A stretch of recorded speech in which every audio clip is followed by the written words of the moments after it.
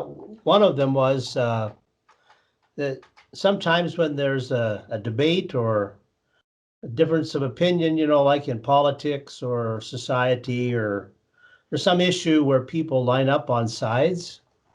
Mm. One person kind of argues one side, and kind of the classic debate, or like in the court system, there's a defense and then there's a prosecution. And so sometimes when it comes to social issues, if we use that format, it just becomes a contest trying to persuade the other to think the way you do. And so I was Yeah. raising the issue that with social issues that are complicated and there's lots of viewpoints, maybe it's better to look for a third or fourth way of uh, coming to some kind of resolution rather than having it be in terms of winning and losing. And I think you made the connection to sports, and that sometimes it's not so much the the winner. I mean, if you use that language of sports, somebody wins and someone loses. But when it comes to social issues like racial relationships or politics or religion or abortion rights or whatever it is, it just seems like it leads down uh, a dead end street to try to use the framework of one of us is going to be right and the other one wrong, and you're going to try to persuade each other.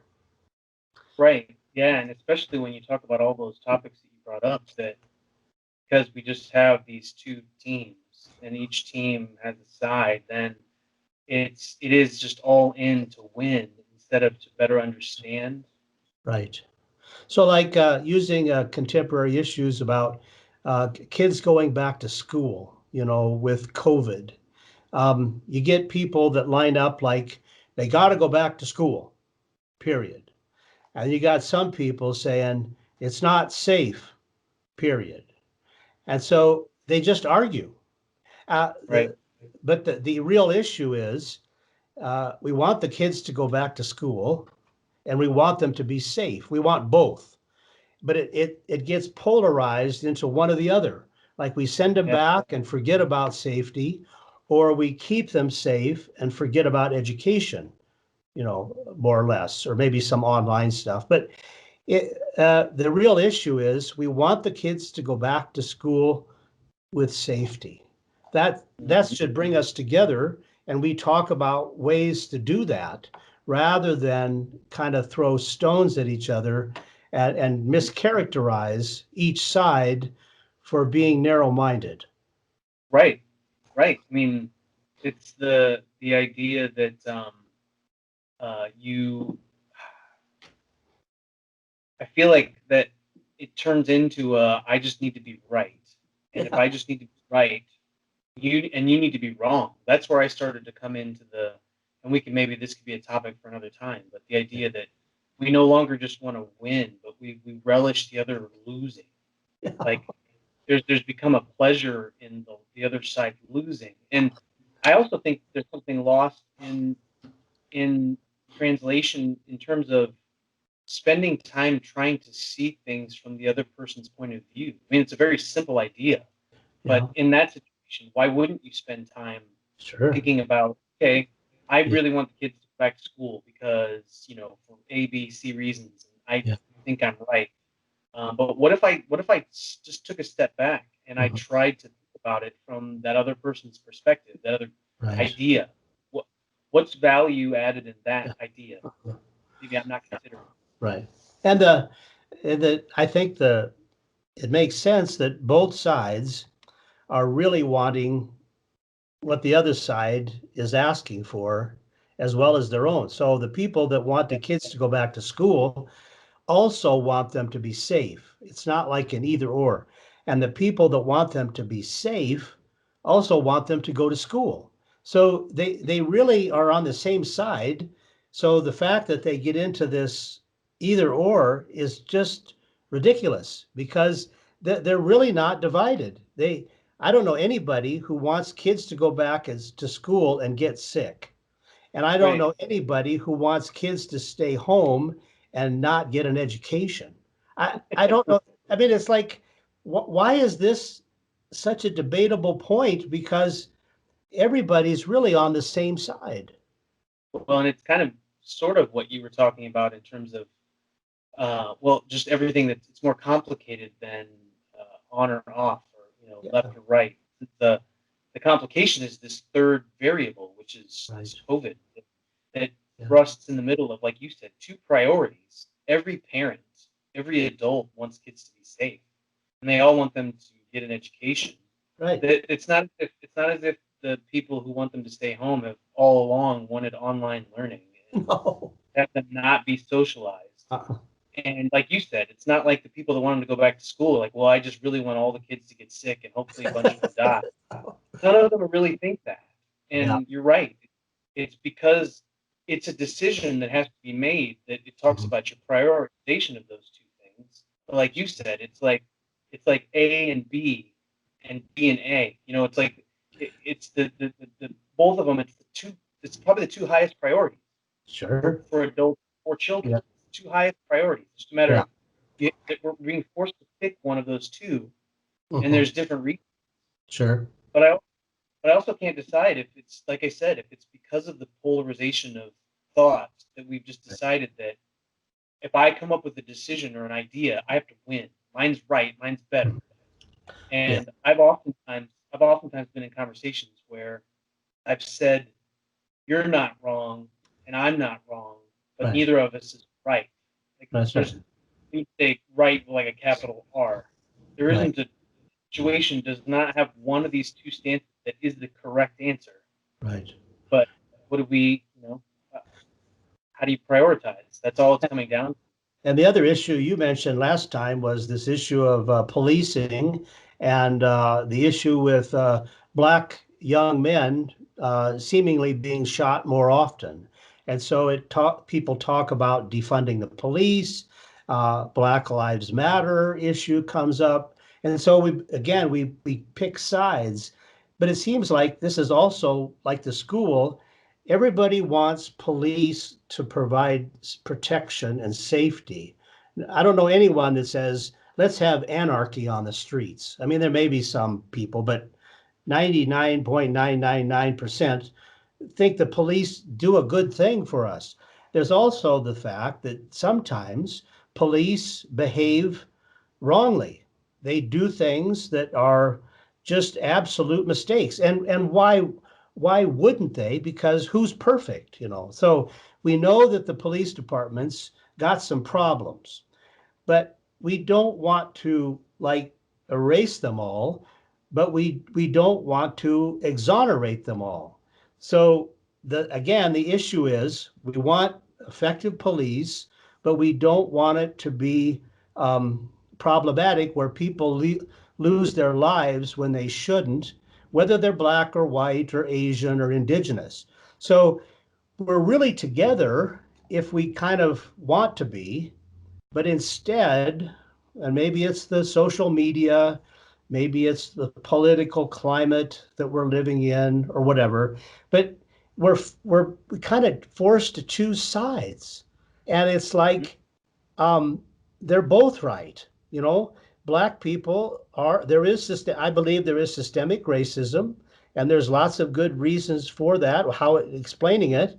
So we need to address that, yes, and we also need to address, you know, the ways in which the police are mistreated and given jobs that they can't handle. So, in a mental health emergency, like the guy in Rochester, New York, who was having a breakdown and was naked in the street, um, probably the police are not the most appropriate responders. I mean, they could be there as backup if there was a weapon or something, but they need some mental health people to kind of help sort out what's going on with this guy. Is he hopped up on drugs? Is he delusional? Is he seeing ghosts? Or, you know, and police aren't, that's not their gig.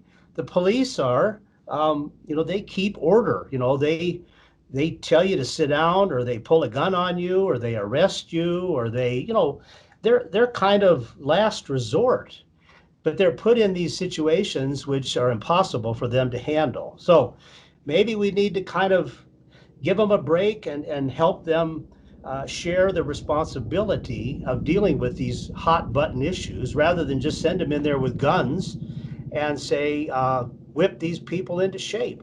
So again, it's another area where you can see the value of both positions. And if they would work together on both positions, then maybe you could get somewhere. But it's kind of like the Congress of the U.S. with the Republicans and Democrats. You know, they don't negotiate anything anymore.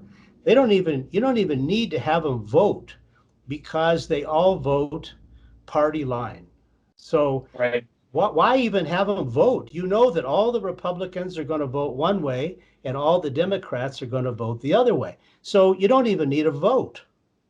You know, you could just count how many's on each side, and that's the vote. Yeah. So Rarely. there's no Rarely.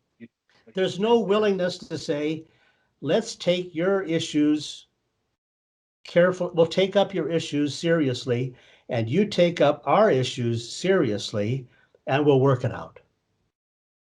That's all it would Yeah. take. That's all it would take.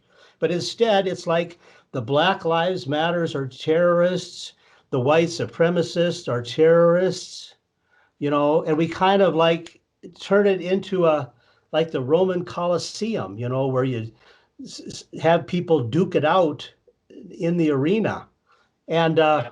there's no resolution there. So anyway, No, you're not.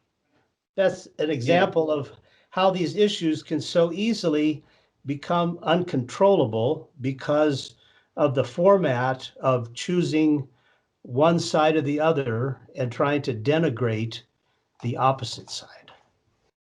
Yeah. Yeah. And I just,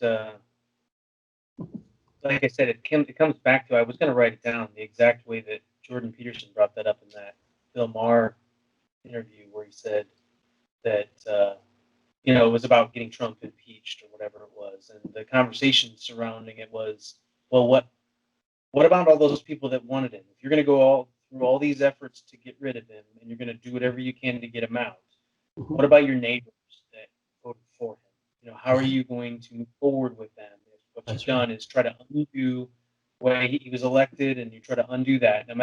no matter your political affiliation, Right. it, you, you have some other people that think differently than you that are your neighbors or Mhm. your kids school together or whatever it is. Like, Mhm. how are you going to get along with them if this is how we're Right. going to react to something that you don't want? So it'd be like if the people that want him impeached, for example, when they were doing that, what are the Yeah. grievances they have towards him? Okay, lay him out. This is what we think we don't like about him. This is why we think he should be impeached. Okay, so that's a viewpoint. And then you've got other people who say, we don't want him impeached because we like some of the things he's doing. So we list them all.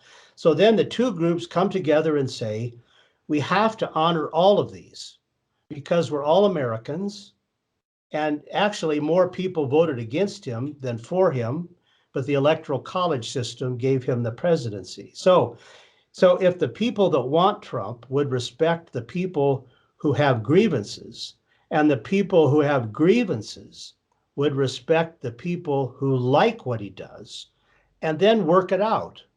So some compromising instead of you're not going to reverse an election because that's not the way that you would be dishonoring the Trump people.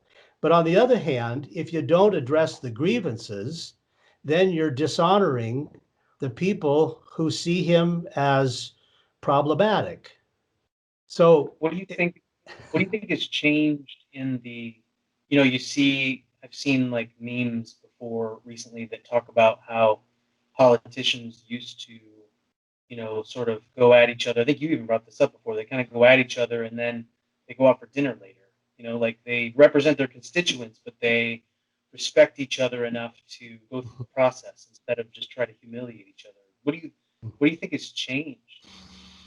I think that I don't. I just my guess, but I think the climate has changed, and so it's more okay now to attack people who don't think like you. So maybe social media has made that a little bit easier. You can do things online kind of anonymously. And, so if you got a problem with somebody, you can attack them secretively. Whereas before, if you wanted to attack somebody, you had to pick a fight with them after school, so maybe there's means now.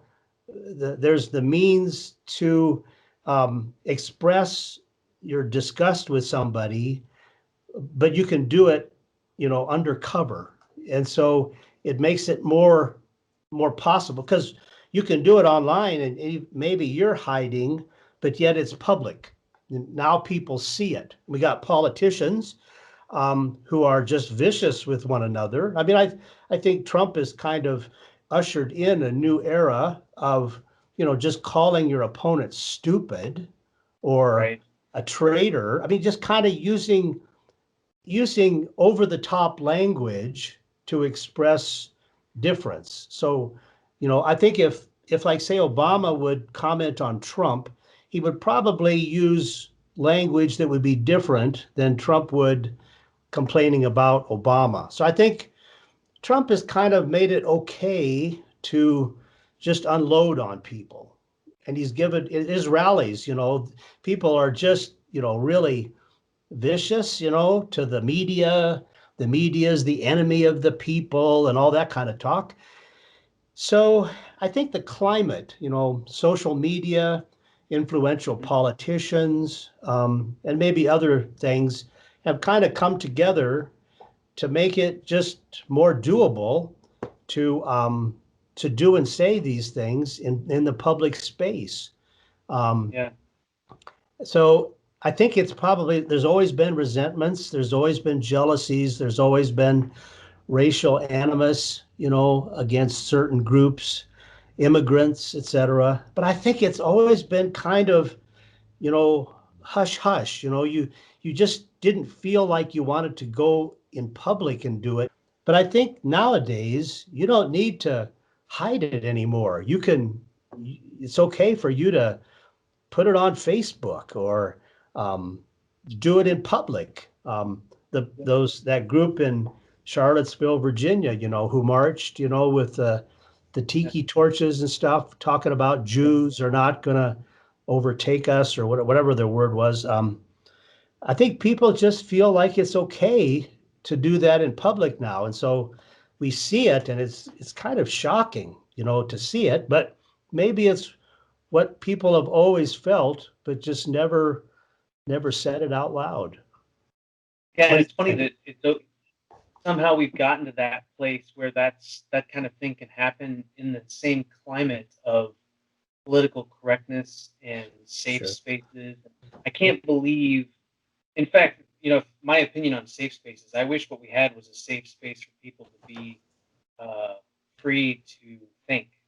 One of my favorite, one of my, one of the quotes that I've chewed on the most, and I'll try not to harp or toot Jordan Peterson's horn all the time, but Mhm. it's that very first interview with Kathy Newman, and it was the moment in it that you know you can call it where he said gotcha after he said it, but it's such an important thing nowadays because of political correctness. She was asking why his right to free speech is more important than a trans person's right to not be offended, and his response was, in order to think, you have to risk being offensive. And so the caveat to that is not that you should be able to just be offensive to everyone, Yeah. but and maybe it's the will, it's willful Uh-huh. offense is where the problem lies. But Yeah. you have to be able to in the midst of expressing yourself or thinking out loud, you Yeah. have to risk. It has to be okay for you to risk offending someone in what you say Uh-huh. so that you can think out loud, not because so you can be a Yeah. racist or you can Yeah. be mean intentionally. But Mhm. I feel like there's a lot of things that I would like to wonder out loud or think out loud that I find myself not, because all I do is hedge against that it's going to upset someone. And it's not because I have an opinion about something that's offensive. It's that the thoughts said out loud, the question at hand. I'm too fearful that people will be super offended by the question, not because it's necessarily button pushing or that it's enticing to Right. incite people to be upset or to trigger them. It's Yeah. mainly just more like, for example, like I've barely even wondered this out loud, but how do we know that any of these police attacks are racially motivated? Right. I don't, and that's not to say that they're not. I Right. just because of the race of the police officer and the person that happens Right. to fall in a certain category, how do Right. we know that all other things being equal, Mhm. that it wouldn't played out the exact same way? Sure. That it just happened to be a white person that it happened to?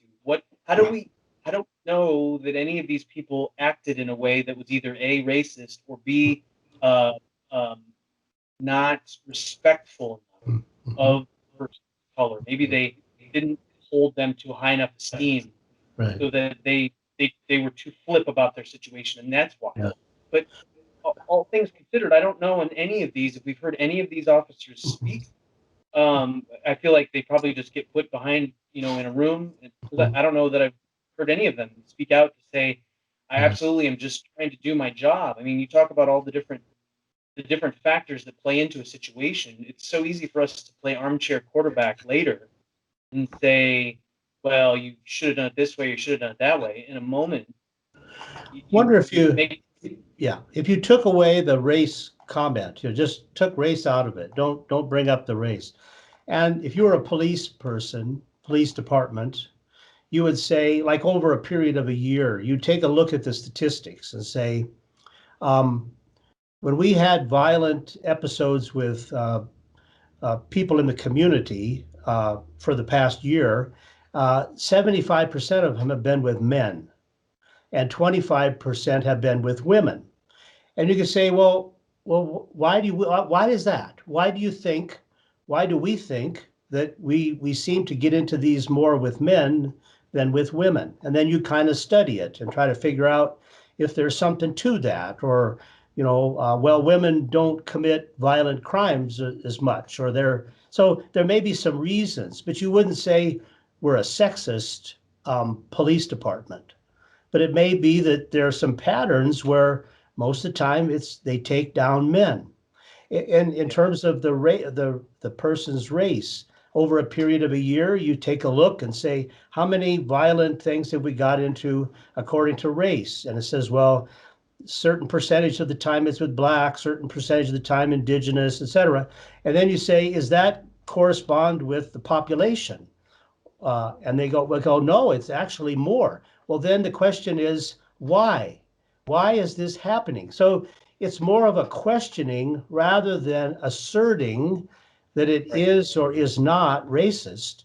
The real question is, why do a certain group of people seem to be more involved with police and violent episodes than another group? Male, female, age group, race, religion, whatever. And it should be the interest of the police department to wonder about that. What kinds of Yeah, patterns do we see? So if we took out the defamation or the kind of calling it racial at the beginning, or not call it racial at the beginning, that's what usually pisses people off, because people call it racist and then some people defend and say, no, it's not racist. And now there you go. We're on sides. When now the you have two, question, yeah, line in the sand. Yeah, yeah, so the question should be, what are the patterns of the way in which violence is used by police departments? And they need to study their own patterns and see if there's something disturbing. But if they don't look at their patterns, then people can come in from the outside and said, you're not even paying attention to what you're doing. You're not studying your way of policing. You're just doing it and you're not thinking about it. So, and then people start to blame the police for patterns that they see, when we should all be interested in knowing the patterns. There may be some police departments that unfairly target Black people. There's some police departments that don't. So, but we don't know, and we wait until we get some uh, videotape of a police officer putting 8 bullets in the back of a guy trying to get into a van, and then we got this polarization, and away we go. We're not going to figure that out as long as we're into finger pointing and defending. Right. And yeah, and if what you're doing is taking a stance on that A or B, you're on this side or you're on that side, then Right. you'll defend to the end your viewpoint, even if in that specific situation, maybe the people involved should be thinking more about the scenario. Yeah. Yeah. Because that's the thing is, what if there are 10 people in a town, a really small town, there's 100 people, and the same one guy keeps finding himself at the bar and he keeps getting caught for drunk driving. Yeah. And then he gets mad because the police keep arresting him for drunk driving, but he's going to the bar every night and he's doing it. And so he's getting caught for that every night. And the other people aren't going to the bar. Right. And so they can't get caught for drunk driving because they're not doing it. Yeah. Then the guy that's the drunk driver can't be like, that's not fair. The police are Right. against me. And I'm not even saying that that's the case in this part. I'm Yeah. saying that we have to consider each individual that's participating in this and not just look at what race they are, and that's it. Sure. Yeah, I think of Andy Griffith. You remember Andy Griffith's show, Barney and everything? If there was a guy getting drunk every Saturday night and was then like Otis, remember Otis was the town drunk, and say he would get in his car and then have to get arrested or put in the jail because he was driving drunk, that the community who knew him would say, you know, we don't want this to happen. So maybe one of the things would be to meet with him and say, we want to help you out. So maybe we could arrange to give you rides home. If you feel compelled to drink, which is your right, maybe we could help you with rides so that this doesn't keep happening. But to just let it happen and then arrest him and then, you know, create all kinds of new trouble, the community could probably do better than just arrest him. Well, and what's interesting about that is that's trying to back the story up to hedge it before it becomes a collision course for problems. I mean, that's where one of the things when you were talking about the different demographic things that came to my mind is the fatherlessness. You know, that it's interesting. I posted one thing once on social media about that people who tend to get into trouble, it seems, didn't have a father figure in their life growing up. And right away, someone jumped on it about thinking that this was racially insensitive, that I was pointing out a particular race. Whereas, in fact, the one that's most curious to me is most of the school shooting people were all white, as far as I know. All are in that category. All of them were missing a father figure in their life. And I'm not saying that's a on or off either, but how can we explore things like that? Like, how can we back the cart all the way up to say people in our community, in our country, how can we give them the best chance to never be in any situation, to not get in there? And I just don't know. That's why personally with this, like with coaching, I'd love to be able to start some sort of a grassroots thing to help to combat the winning and losing as the end all be all when they're young, and focus on all the other things that are building blocks to make them into more honorable, more tactful, more responsible adults. Not that's not even an answer either. Life's too complicated. One thing to fix it. That's why even the social media thing, I think, is implicated.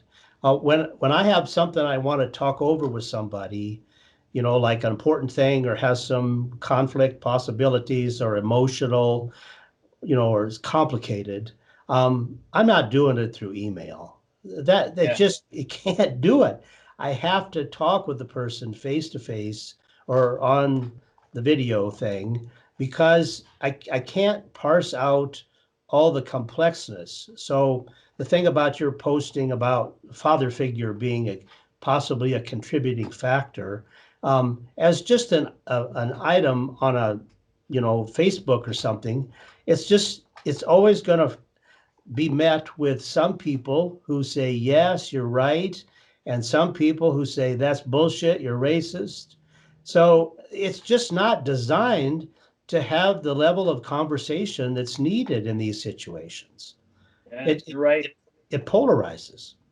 Which is why, for the most part, I try to avoid Yeah. any of those, unless, like I said, in this case, what I felt was that this was maybe an important thing to look at that might be a way to break through some barriers. Like how can we socially try to make it more of a value Yeah. that we do our best. And that's the other thing Yeah. too is I certainly don't want to offend anyone that Yeah. is in the situation where they're a single parent in a household for whatever reason. Doesn't Yeah. matter what the reason Mhm. that there's no father in the home. I don't want that to be an offense or an attack at all. Right. I just want to say, as a whole, wouldn't it be? Do you think maybe we'd all be a little better off if Right. that could be our goal? Every Yeah. every household, we're more responsible with our, procreation, and that we're considering and valuing both the mom and the dad, and not which one's better or which one's more important, or that I'm saying that dads are the most important and that's why this is messed up. Yeah. But how can we shed some light on something that I think is so Sure. easily dismissed?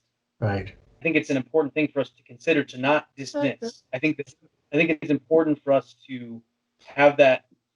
That should be, if you have a goal, that should be the goal. Yeah. Like that, in a perfect world, that's the way it plays out. And if it doesn't, it doesn't. And for a Right. multitude of reasons, it might not.